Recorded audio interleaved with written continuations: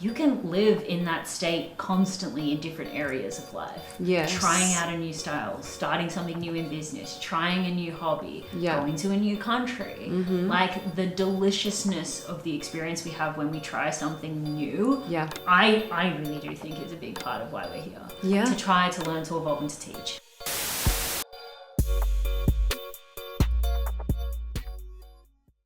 We're here with Erin May Henry, a YouTube superstar, and she is here to talk to us about rebranding your life, starting over, starting from scratch, reinvention. And a little side note is that I spoke to Erin a few months ago and I said, I really need help with my YouTube. What do I do? And she was like, you need a show. So this whole thing that you're seeing is her brainchild. And Erin's superpower, or one, she has many, but one of them is that she can see what a universe of potential surrounds someone and tell them how to get there. Universe of potential. I am literally getting that tattooed on my forehead. You should. No, and that's why I'm really excited to talk to you about this idea of rebranding, because you are so good at putting together a system for something that seems so scary to people. So people wake up and they look at their life and they're like, wow, this is not who I want to be. This is not what I want to do. And it can be really intimidating to start.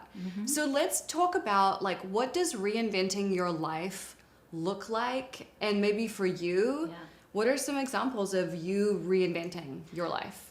So I want to tell my story because I think it's going to resonate with a lot of people, a lot of women specifically, because I know they go through a similar situation to what I went through. But this is where I really learned the power of reinvention, the power of reinventing my life. So I was in a long-term relationship with my ex-fiance. We were together for 7 years and it was fine.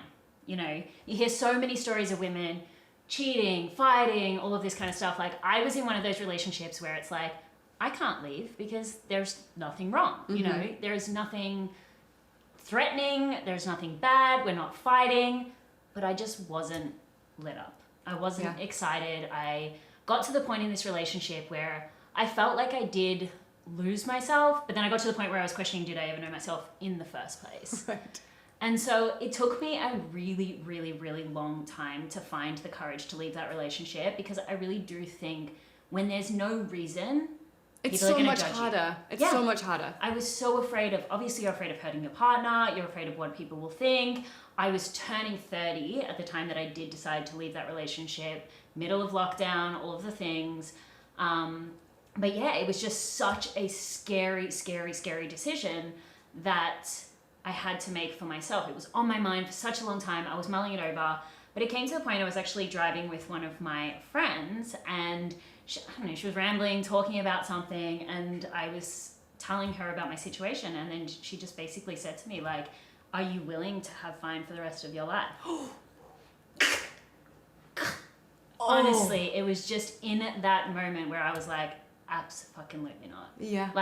Absolutely not. I can't sit there at 90 years old and just live in fine. I have a tattoo on my arm that says be extraordinary. And I had that before this situation, by the way. So it was in that moment where I was like, I have to make that decision.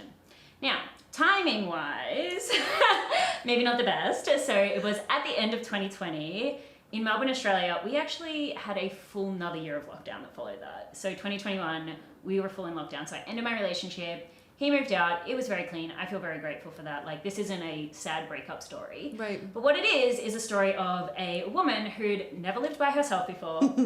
Now all of a sudden, couldn't leave her house, couldn't go 5 kilometers away, all day, every day with myself.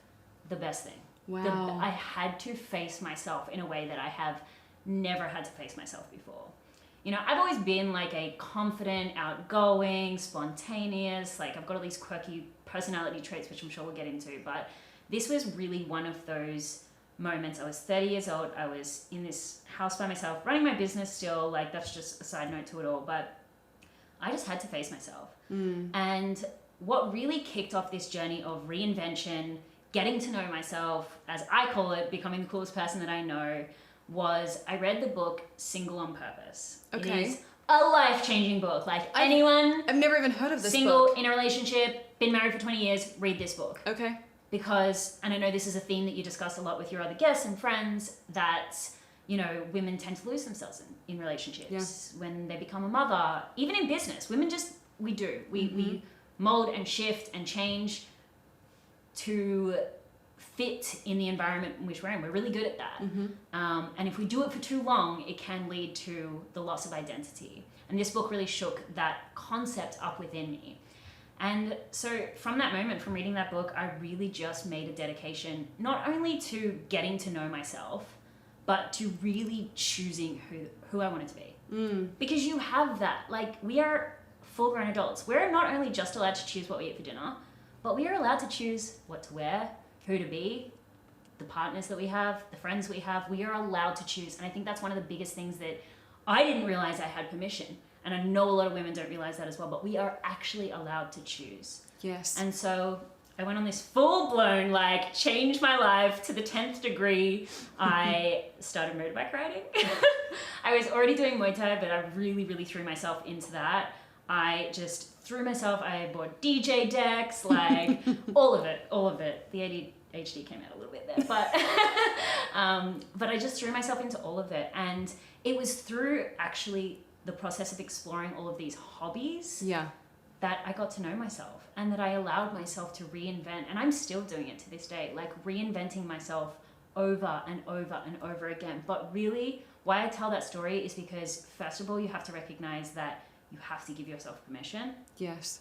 And that you are allowed to choose. Yes. And that there's no wrong choice. Yes.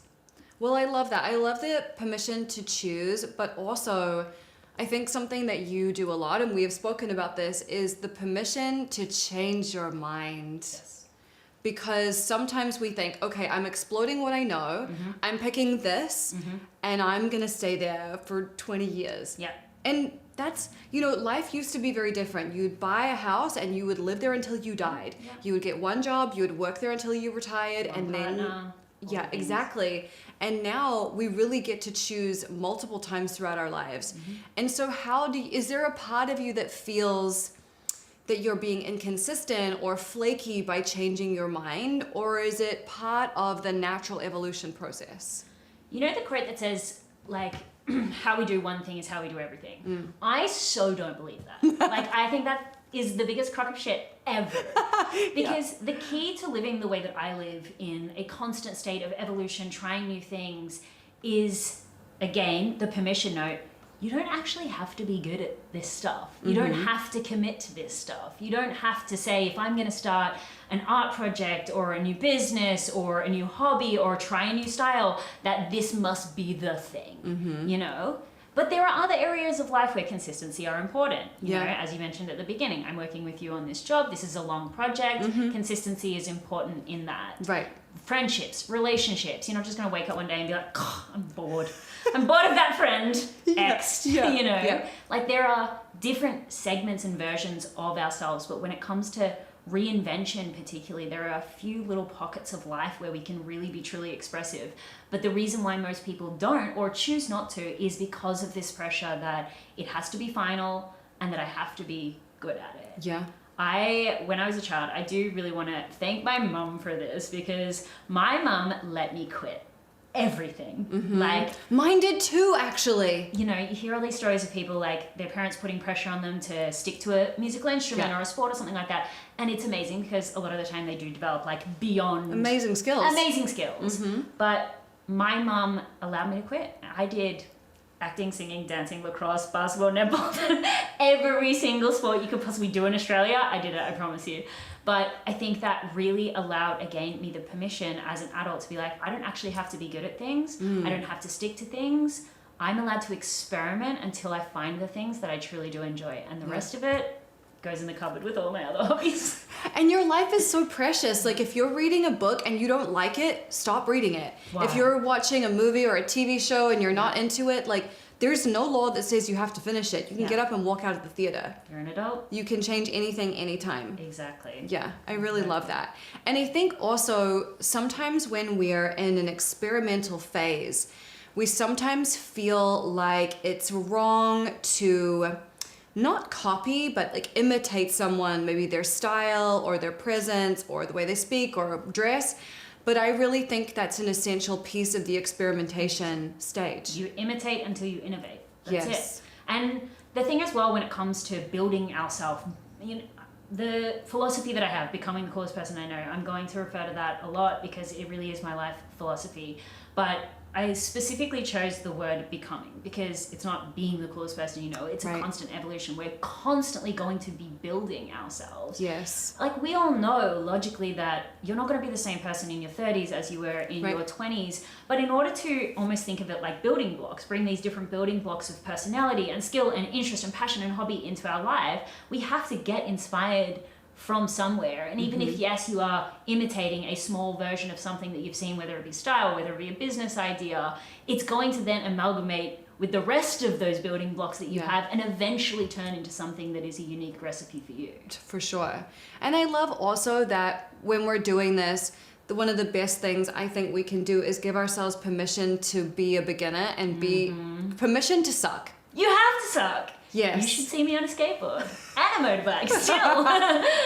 But you have to. And again, that goes back to what I was saying before. Most people won't try the things that could lead to one of those things that ends up being such a big life-changing experience for them. Like, Muay Thai for me is one of those things that just completely changed my life. It's one of the things that I did stick to. I've got, a graveyard of hobbies, but that was one of the things that really just, I loved it so much. Yeah. And what that thing did for my confidence, for how I feel about myself, I'm walking into a gym, like bodybuilders galore. I could compare myself in that environment. But in my mind, I'm like, I did Muay Thai. You know what I mean? It's just like, again, these building blocks, they build our confidence simultaneously.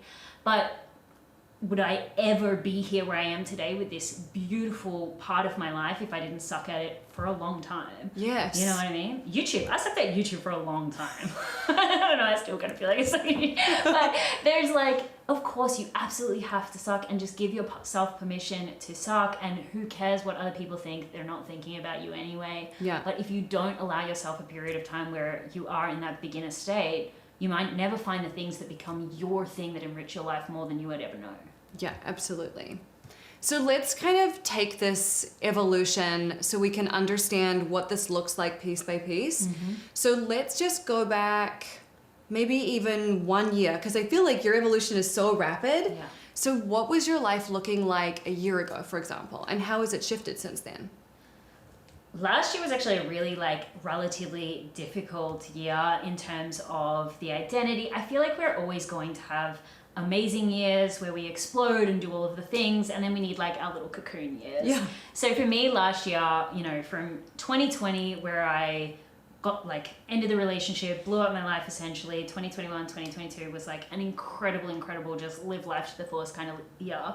Last year was a year where I really had to come into myself and do the work again. You know what I mean? In terms of evolving myself, because I had a triggering situation with someone, and it was just such a small comment that someone said to me, but I was at a coffee with someone and they turned around and said to me, your life would be completely different if you saw yourself the way others see you. Oh. And that shook me to my core. Talk about imposter syndrome, talk about the way that we show up in the world. I just did not realize that I fully couldn't see myself through the lens that the world saw me. And so I had to go on this journey of overcoming that imposter syndrome, having situation after situation after situation continuously rock the boat until I really started to identify with how I was projecting myself out to the world. Damn. But I will say, I feel in a much better place now, but the lesson that I actually learned was not the lesson that I thought I would learn. Interesting. The lesson that I learned was, and this will be really helpful for everyone, most people feel the same way I do. Yeah. You see all these people on shows like this, YouTube, social media, radiating this amazing, me up here with all these hobbies, festivals, doing all this stuff, you with all your grand lifestyle, all of these things. We all have these deep-seated insecurities. And when I was able to really humanize the fact that, confidence is not only malleable, but confidence is something that we will learn, we will grow, we will evolve into, but every single person out there, no matter how fucking confident they are, that was the most freeing experience for me. Again, I'm gonna just keep repeating this thought of it was just really the permission to experience a range of emotions, even if many of them were insecure. Right. So do you feel like the way that you were operating a year ago was just a smaller spectrum of Erin Yeah. than who you are today? I think it's just, again, it's like I've been big in years. I've come into myself in years. I feel like I'm expanding out again. So yes, like smaller could be a way to describe it, but it's just like a necessary safety or a comfort, just bringing myself in. Because I mean, and this isn't going to be for everyone, like this is specific advice because I am someone who puts their life out there on the internet, so I did have to hone it in. You know, I had to close things down, I had to pull back from my internet self-expression to really come in and heal myself, because while I think sure you can do it in a public space if that's your thing, you know, there's a lot of people who do go through it in the online space. Like what I want to put out there into the world, the permission that I want to give to people, the experience that I want people to have, it wasn't that. And so yes, I was going through this evolution of, again, it was exactly like 2020 where I had to really come into myself, close everything down, shed what wasn't working. In 2020 it was the relationship, you know, in this particular evolution it was a lot of parts of my business, and I just shed to then, like a butterfly, like go into your cocoon, recognize, audit, get rid of what isn't necessary for the next self-expression. To be constantly evolving, I think, puts a lot of pressure on us. Like this idea, when I thought of like, oh, I have to be like constantly evolving and expanding and constantly getting bigger, I'm like, at what point do you burst? And so I think that allowing ourselves, I'm like being very dramatic in my hand movements here, but it is almost like a breathing. You know, life, breath. We are breathing. We come in and we audit our lives, and then we can go and expand from that space. But if you're constantly expanding.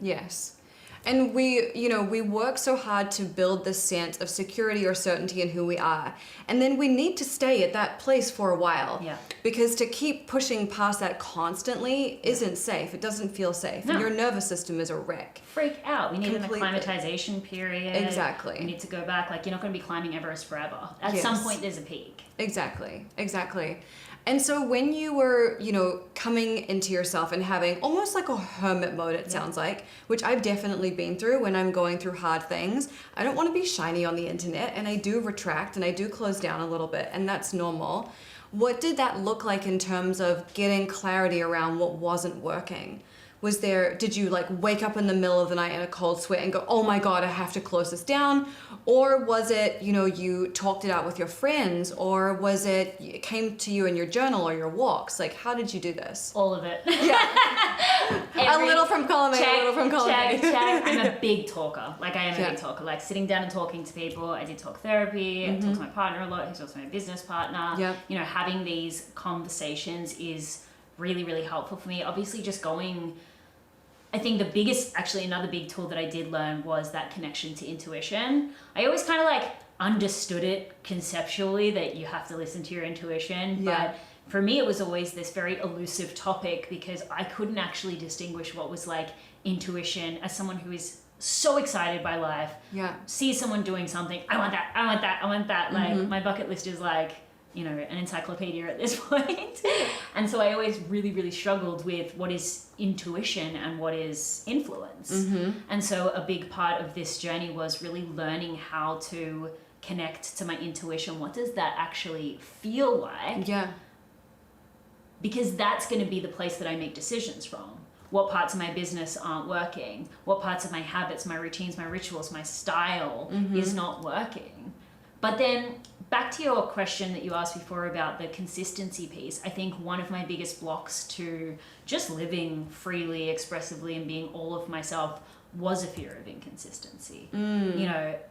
The grass is always greener. You look at people who, again, have this dedication to a craft, a business, a style. Like I will say, even I idolize you and how you're so consistent with your style, your cupboard here, which, by the way, in a future episode, like, honestly, like, that people who are consistent in particular areas of like that I get almost like envious of, because I think, that would be so much easier. But my intuition just isn't going to allow for that. Right. And so I had to give myself through this period as well, like full permission. You know what? If I change my style every month, it's expensive. But it's also really fun. It's really fun. I'm gonna start a business where I like buy and sell clothes. So I'll just like continuously be buying, and they'll just like stay in one account. Perfect. But I had to give myself permission. And again, I think this is one of the things that maybe the internet has really just like messed with our brains. There's so many incredible things that has come from it, but so many things that are really challenging. And the possibility piece of I could be like that, I could dress like that, I could be like that person, I could live in that way. It confuses us, you know, Yes. because we lose that connection to the intuition. We aren't able to distinguish what is intuition, what is a genuine desire, what is something that's really going to move your life forward, a soul calling, to something that has piqued your interest on the internet. Yeah. And so giving myself permission to be like, okay, this is exactly who I am, getting to know exactly who I am. And that was the journey that I went on, essentially. That was the biggest evolution that I've had thus far. Yeah. I feel like when I'm in the precipice of changing something, usually there's a cycle. So I'm doing whatever I'm doing, and then I get really bored. Yeah. And I'm like, ugh, and I feel uninspired, and I feel like juiceless. Yeah. Juiceless? Juiceless. Unjuiced. Like Unjuiced. whatever. I'm like, where's the juice? Where's the fucking juice? Yeah. There's no juice. I'm obsessed. And so I like wallow around in that for a bit, and it feels really flat and really emotionally like dry. And then I start doing like research. I'm like seeking inspiration. I start watching documentaries, and I like find someone new on YouTube, and I like start to like open up my eyes to new things. It's like an information gathering phase. And then at some point I'm saturated with that, and I have to stop looking at everything else and really be in my own energy to build something new. Because if I'm constantly taking in everybody's ideas and input, it really muddies my own waters. 100%. Do you, because I know that you love, for example, you've spoken about this, to like wake up and like look at your Pinterest vision boards and stuff like that. Is there a point where that becomes detrimental to what you're doing? Or is it always helpful for you to look at that stuff? I am someone, and this is a really good point to make, that each of us are so individual and different. Yes. Because for me, actually, if I'm in like total honesty, I don't actually get overstimulated. I almost need that constant responsive state. Like the ideas come from looking at something, like you said, like my mind is almost like a web of everything that ever existed on the internet essentially at this point. But that's really how I can come up with a lot of the ideas. Like, you know, I sit down with you and I was like, well, I saw this one time and I put this here, so I don't actually ever get overstimulated by that input. So it's like your gates are always open. My gates are always open and they're always able to be receptive. I think where I run into an issue is obviously where most people would, is when it turns from inspiration to comparison. Yes. So if I'm not feeling good, you know, if I'm starting to feel, oh, I'm not as good as that person, I'm not as smart as that person, my ideas aren't as good, that's when I have to put the phone away. Right. That's when I need to go into myself, I need to retreat. This is going to sound really weird, but I have almost like two versions of myself that I refer to in these situations. I have Erin May Henry, which is obviously like the performative self that I am on the internet, and Erin Henry. So if I find myself, I'm in these constant states of accumulating and inspiration, and if it starts to grate on my own identity and make me feel lesser than, then I need to Erin Henry. I need to go to my farm or to something, you know what I mean? Just go back and be a human for a bit. But also it's really interesting that you said that that was your process as well, because it really is that breathing. Yep. You know, if we're expanding, it almost will naturally happen that we start being constricted, you know, with our creativity, with our style, with our fashion. Like our life as we're witnessing and experiencing it every single day will start to feel like it's shrinking. And that's when it's time to cocoon, gather, audit, before we can expand again. Yes, exactly. And so if someone's looking at their life right now and they're like, wow, so many of these elements are not working for me, I need to explode a lot of this, what would your advice be to them? Where should they start? Like, what do they need to have in place maybe before they begin? Don't burn it all to the ground. Are you speaking from personal experience, or are you just like, this is just a cautionary tale? I have never fully disrupted my whole entire, you know, some people are just like, it is a cautionary tale. Some people are just like, you know what, just burn it all and like start again. I don't personally believe in that. The nervous system, you know it's what I very mean? important. Like, you need security and safety in some areas. I am such a big believer of like, even though I move fast, talk fast, think fast and all of this stuff, I'm actually a big believer in like sustainability and a sustainable approach to business, to life, to changing things, you know. This like act radically is necessary in some circumstances. You know, I don't try as little as possible to speak in definitives. There's never a definitive answer from any circumstance. But this whole like, I'm going to burn my whole entire life, change my identity, move to a different country. There's very few instances where that is absolutely necessary for people, in my opinion anyway. Or where that can be good for you in the long run, I should say. But I think it is just really, first of all, you have to come back to self. Like, you have to just, like I just said, you know, close off the screen, close off the conversations with friends. Like, you cannot recreate when you're out in the world, as we both just described in a different way. You have to almost come into yourself. You have to get yourself into that really safe space where you can look around, be like, oh, okay, what really is making me feel confined? What is making me feel like I'm shrinking? Is it my relationship? Because for me it was. You know, actually for a long time I was like, maybe I just hate my business. I was putting on weight and all of this stuff, so I'm like, maybe I'm just not working out, you know. You'll get distracted by all the what ifs and stuff when you're out there. But when I really came into myself and I gave my space, it was like, you know what, it's my relationship that's making me feel small and not myself. And so you can look at all these different areas of your life. If you have a business, might be with your health, could be with your style. And a lot of it isn't actually going to be as bad as you think it is. And that's why it's so important to do this. Because if you have something going on in your relationship, or if you have something going on in your business, your whole entire life can feel like it's not a vibe. Absolutely. But when you come back and take stock, and you're like, you know what, it's actually that one thing that's making me view everything else with a negative lens. You don't actually have to burn it all down. You just have to go and do the journey to change that one thing. Absolutely. I've had so many instances in my own life where I knew that I needed to, like, for me, often it's a physical thing. So I've got my ex-boyfriend's stuff in my house. And once his stuff is gone, my life just opens up like a big lotus flower. But it's really sometimes the energetics of like the things, you know. I mean, even yesterday I had like a real moment of clarity around my business, and it made me feel so good. And instantly I was like cleaning up my fridge and cleaning off my balcony. Like, these little things really, our physical environment impacts us so much. And the people in it, like, my God, everything is connected. And I think it's really funny that you said like you started feeling like stale, and like that's your indication that it's time to shift things up, because that for me is the exact expression of when I know that I'm going to like evolve and start being interested in different things, or like life needs a bit of a shake up. It's when I walk into my cupboard and I fucking hate everything I own. I look around me and I'm like trying to get ready and I'm screaming at my partner being like, nothing fits. That's when I'm just like, okay, I need to shift things. I need to change things. But sometimes it can be as little as that, like buying a few new items, changing my style. You know, I might, because I'm not expressing myself with my environment and my day-to-day in a way that feels authentic to me, I'm at a point of necessary evolution. If I don't follow that, everything's gonna start feeling terrible. You know? But really, if I just identify those things that aren't serving me, and quite often for me it is style, then I can go and make those changes. And if there's something else that's still lingering, then I'll attend to that.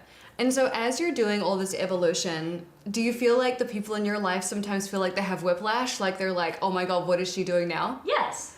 And And that's you're not my problem. You're like, that's cool. I don't care. See, the thing is, if you're going to change as often as I do, most people don't evolve as regularly as I do. Nor is it necessary to, you know what I mean? Like, I'm like the extremist version to like lead way for everyone else. You're like, a super evolver. I'm a super evolver. I'm changing my style, my interests, the music I listen to, the way that I eat, the way that I talk, like on a month-to-month basis, to be honest at this point. That's amazing. But I've just branded myself that my brand is change at this point. But again, like I hate to be repetitive, but it goes back to that total permission. If you're living by the made up expectations that you have of how you expect other people to think of you, you've built yourself a cage, essentially. Yes. They're not thinking that. We know that. It's been psychologically studied, the spotlight effect, that people aren't thinking about us in the way that we think that they are.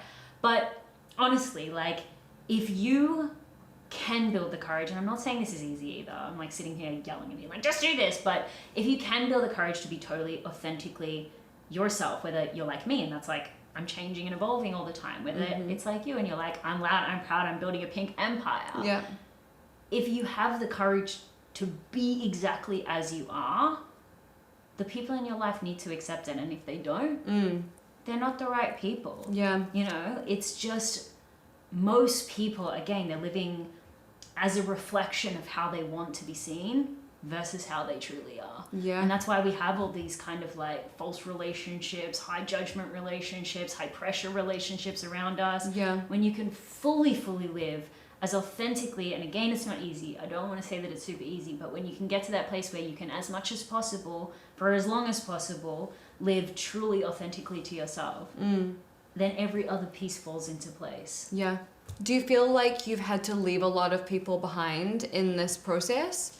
Definitely. Like, Yeah. definitely. Not in the process of like me evolving myself, but like, for example, you know, I was really close with my high school friends for a long time, but you know, as life changes, they go get married, have babies and stuff like that. And I'm obviously starting my business. So when we do evolve naturally, we're moving in a direction. We're not evolving on the spot. Yeah. And so if this person's evolving this way and I'm evolving this way, and that creates distance between us, then that's just a natural thing. Yeah. That's going to happen. And obviously it's sad, but again, most people feel that, oh, it's sad, it's hard, it's heavy, I've got sunk cost bias because I've been friends with these people for 20 years. Yeah. And so they stop that evolution and they do stay in the same place. Yeah.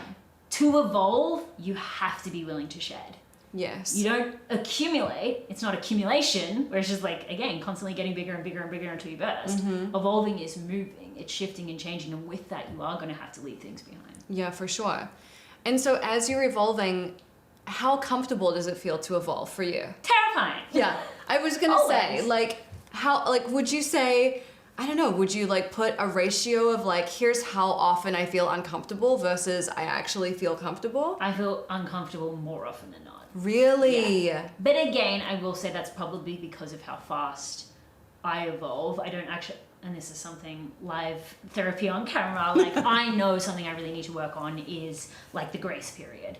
Yeah. You know what I mean? Like I need to get into the power of now. I need to really enjoy things as I build them. I'm very much like with business even, I'm like on to the next, on to the next, on to the next. And that is a detriment to me. For sure, because I think that sometimes evolution is always about chasing the future self. 100%.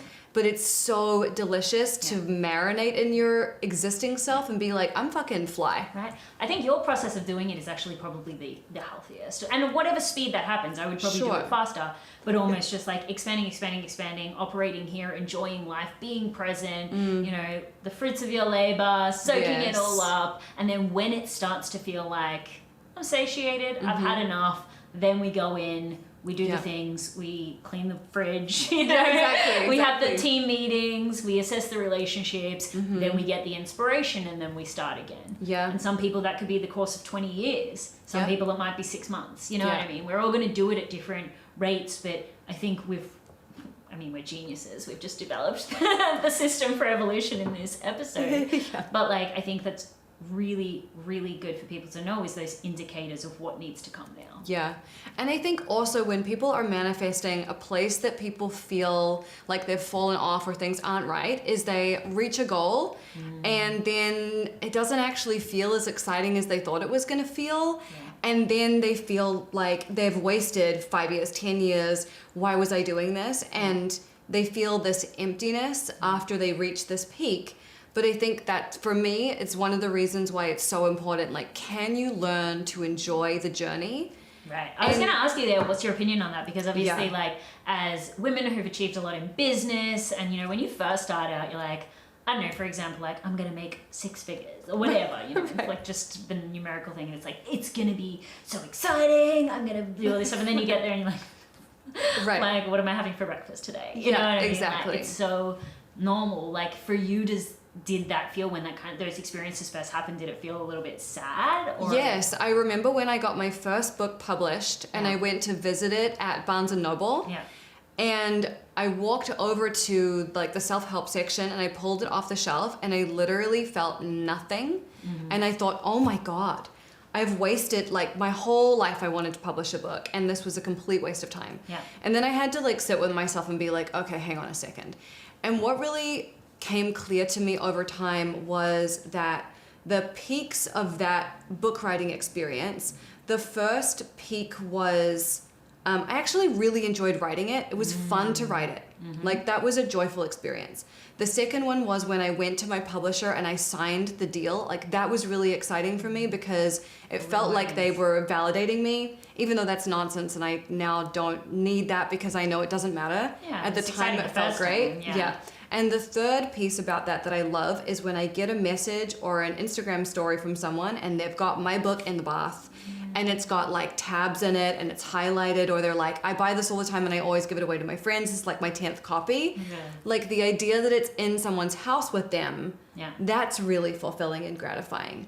So sometimes the end result that you pictured is not really the peak. There's like some other beautiful peaks along the way or even afterwards. Yeah, and that's exactly why my favorite word is like becoming. Yeah. You know what I mean? Because I feel like that is where the juice of life is. Yeah. In the, oh my God, I went to my first pole dancing class and it sucked, but it was so fun. Like, yes. And then you go tell all your friends about it and stuff like that. Yes. Or like you meet someone new and you like, you know, I know we wouldn't do this in actual romantic relationships, but like the first few months of meeting someone new, the butterflies, the excitement, the anxiety as well, but that's dichotomy, right? But like you can live in that state constantly in different areas of life. Yes. Trying out a new style, starting something new in business, trying a new hobby, Yeah. going to a new country. Like the deliciousness of the experience we have when we try something new, Yeah. I really do think is a big part of why we're here. Yeah. To try, to learn, to evolve, and to teach. Yes. You know what I mean? And how much bigger our lives can get when we try these new things, because if you never went to Turkey, for example,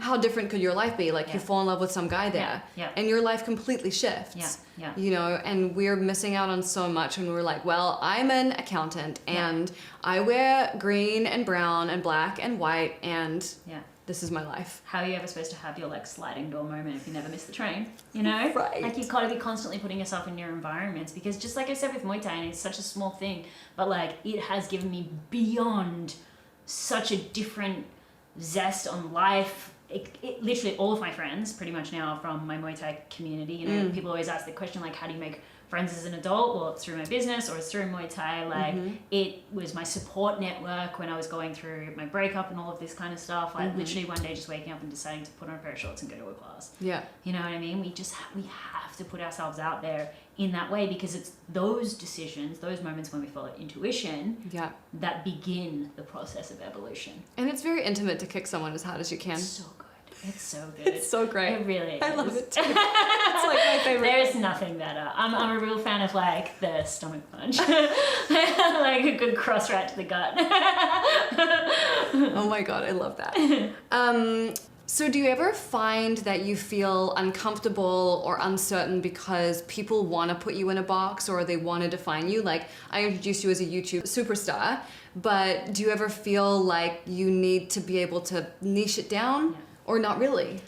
This is one of the things that I think about a lot, and especially in like TikTok culture and today's society, because we are obsessed with, I say we, but I'm looking at the Gen Z, are obsessed with like labeling things, you know what I mean? In terms of like the aesthetics. You're a clean girl, you're a this, you're that, you're the other. Again, it's like, let me paint a little box of how my life should look by what I'm seeing in a little screen, and let me fit every part of my existence into that. And we're obsessed with job titles. Like people are always so quick to like define themselves. There are parts of us, you know, our nationality and all of these things that are obviously incredibly stable, but the parts that are a little more malleable, that can change over time, I feel like we do ourselves such a disjustice by trying to label ourselves in that kind of way. I have just always had a disdain for labels, because I have such a dichotomous personality in that, you know, when I was growing up, people would always call me a tomboy, like a tomboy, and as I got older, I'm like, well,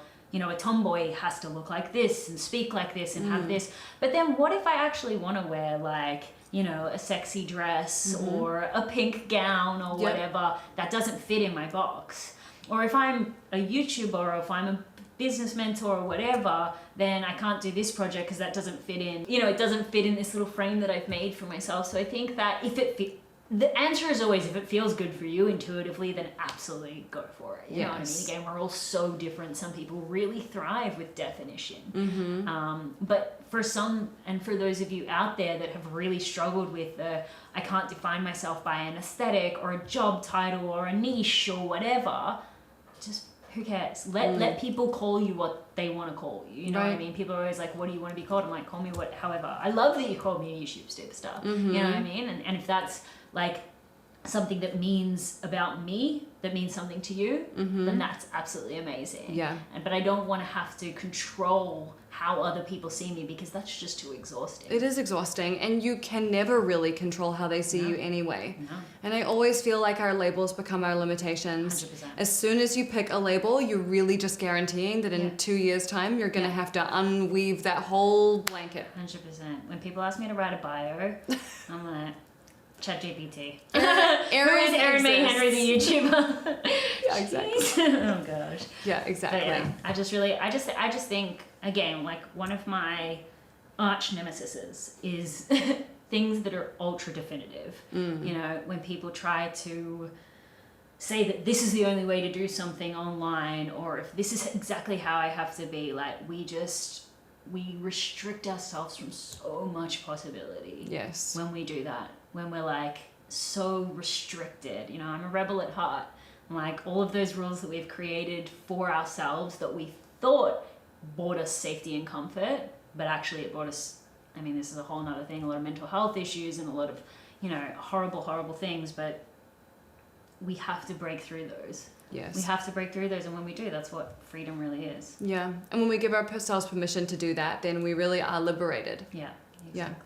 Yeah. Love that. I love it. All right, let's do our sexy six. Sexy six.